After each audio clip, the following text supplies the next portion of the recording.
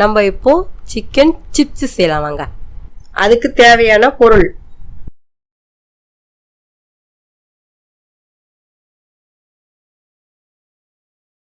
இப்போது நம்ம கொஞ்சம் மைதா கொட்டிக்கலாம், கொஞ்சம் சோள மாவு, ரொம்ப இல்லை, சின்ன வேலை தான். மிளகாத்தூள் நம்ம சின்னதாக சிம்பிளாக போட்டு செஞ்சுக்கலாம். கொஞ்சம் உப்பு போட்டுக்குவோம், மஞ்சத்தூள் கொஞ்சம் போட்டுக்குவோம், கொஞ்சம் இஞ்சி பூண்டு பேஸ்ட். இவ்வளோதாங்க நம்மளுக்கு தேவையானது. சிம்பிளாக இதை வச்சுட்டு இதை அப்படியே கொஞ்சம் தண்ணி ஊற்றி நம்ம கலக்கி தண்ணி ஊற்றி கலக்கிக்குவோம். நல்லா கலந்துக்கிட்டு கொஞ்சமாக தண்ணி ஊற்றி தோசை மாவு பாத்திரம் நம்ம கலந்துக்கலாம்.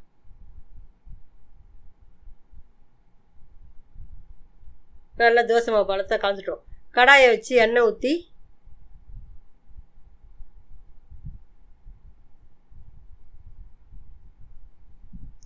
நான் கோல்டு வின்னர் தான் யூஸ் பண்ணுறேன்.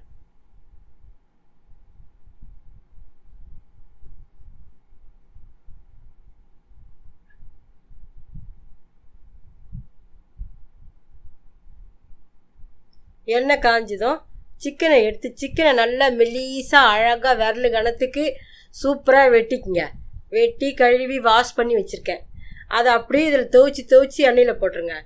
எடுத்தோம்னா பச்சை குழந்தைங்க கூட அழகாக சாப்பிட்டுடும். சின்ன சின்ன குழந்தைங்க கையில் ஒன்று ஒன்று கொடுத்தோம்னா கூட முறுக்கு மாதிரி நெருக்குன்னு கடிச்சிடும். சூப்பராக வந்துருச்சு.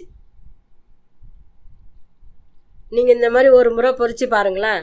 ரொம்ப தேவையான ரொம்ப பொருள் அதிகமாக கிடையாது. கொஞ்சம் மைதா, கொஞ்சம் சோள மாவு, மிளகாத்தூள், இஞ்சி பூண்டு பேஸ்ட்டு, உப்பு, மஞ்சத்தூள், அவ்வளோதான். அது பாருங்க அழகாக இருக்கா? இப்போ அப்படி போட்டுற வேண்டியதுதான்.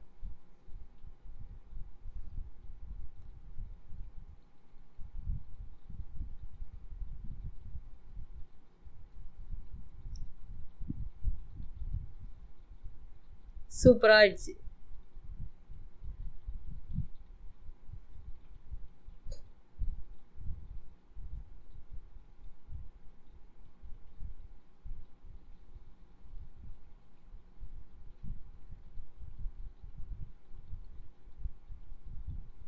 நம்ம அடுப்பு வந்து நார்மல் இதில் வச்சுக்கலாம். ரொம்ப ஸ்பீடில் வச்சோம்னா கருவி போயிடும். போகுது. நார்மலில் வச்சுருக்கேன் நான்.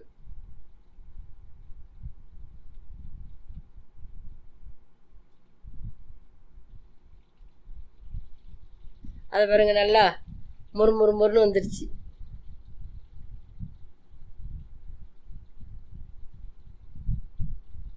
கறி உள்ள நல்லா வெந்துடும். நம்ம தட்டில் போடும்போது கலகலன்னு சத்தம் வந்து போட்டோம்னா நல்லா வெந்துடுச்சு.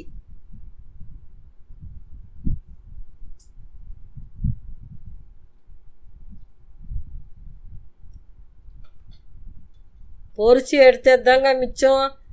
பசங்கள்லாம் ஒன்று தின்னு போயிடுச்சு.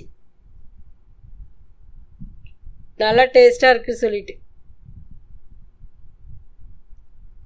இதே மாதிரி நம்ம எல்லாத்தையும் போட்டு எடுத்துக்குவோம்.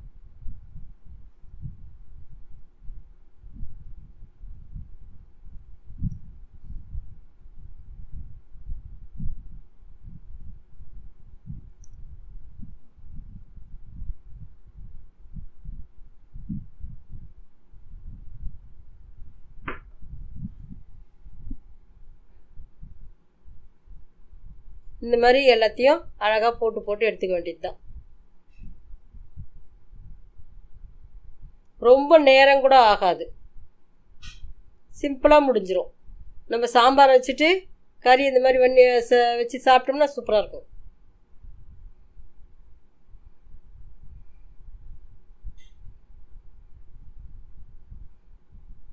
ரெடி ஆயிடுச்சு. நீங்களும் ஒரு நாளைக்கு செஞ்சு பாருங்கள்.